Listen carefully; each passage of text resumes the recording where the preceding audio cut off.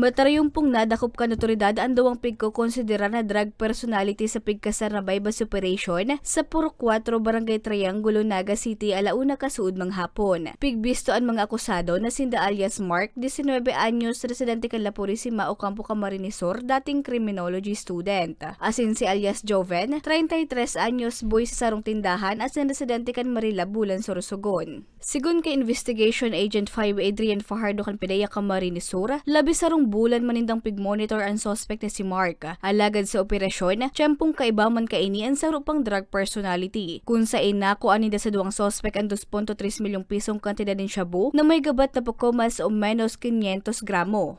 May parehas ining duwa drug courier ang participation lang ining may pagkakaiba lang sa partisipasyon kasi ining si Joven Grio Rapo is iyo po ini so nagduduman sa NCR or Calabarzon para kuhaon so item.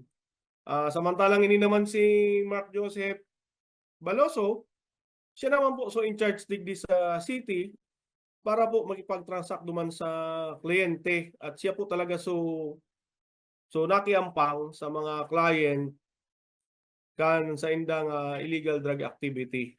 Naging matarayong po ang operasyon, huli kan pinagsararong puwersa kan Pedaya National Special Enforcement Team Luzon 2, Pedaya Camarines Sur, Pedaya Bicol, PNP Police Drug Enforcement Unit Special Operation Unit 5, Naga City Police Office City Intelligence Unit, asing kan Naga City Police Office Police Station 5. Panawagan ta po sa publiko maging mapagbatsyag at sana po gabos kita concern digdi sa tuyang kampanya laban sa illegal na droga kasi bibiktima kaini so lalo na ngunyan so sa tuyang mga kabataan arog kaining sarong arestado ta isa napaka hubin pa 19 years old but then again engaged na siya sa illegal drug activity so pigtat sabi nindang kahirapan na dahilan kung nata nagsagibok yung mga krimen bako po yan dahilan so dakol po na pig-offer na programa kan sa tuyang gobyerno para po kita tawan sin maray na way of living. Nasa kustodiya pa kan Pedaya Bicol sa Legazpi City ang mga suspect asinampang sa kasong pagbalgara sa Section 5 Article 2 kan Republic Act 91651 pagbalgara sa Comprehensive Dangerous Drugs Act of 2002.